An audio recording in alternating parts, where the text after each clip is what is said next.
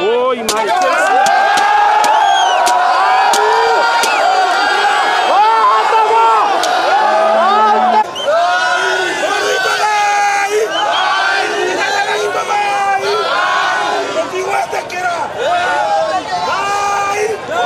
Msikilizaji wangu, karibu kwa matangazo sa EBK.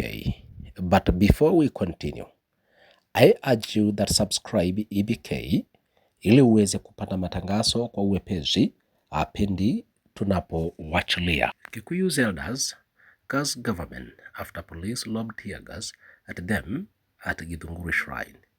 Tension gripped Githunguri after a dramatic confrontation between police and Kikuyu elders at a dispute shrine escalated into chaos, with the elders performing a traditional curse against the government.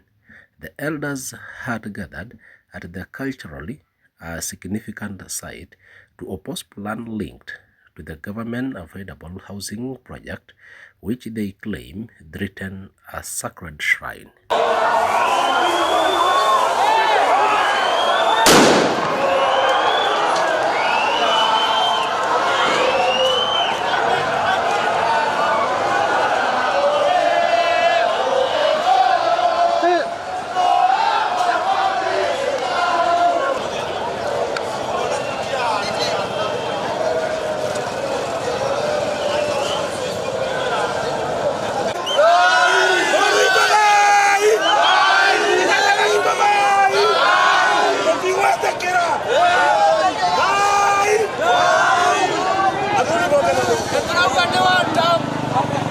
According to reports, police blocked access to the land and later lobbed tear gas at the elders as they attempted to address the press, forcing many, some elderly, to flee as the situation turned volatile.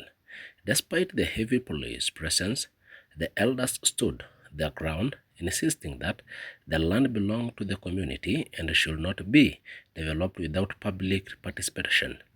They urged that the site hold deep cultural and historical significance and accused authorities of disregarding their heritage.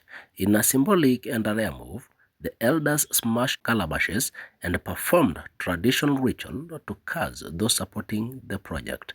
The act, deeply rooted in Kikuyu custom, is considered a serious cultural expression of protest and warning.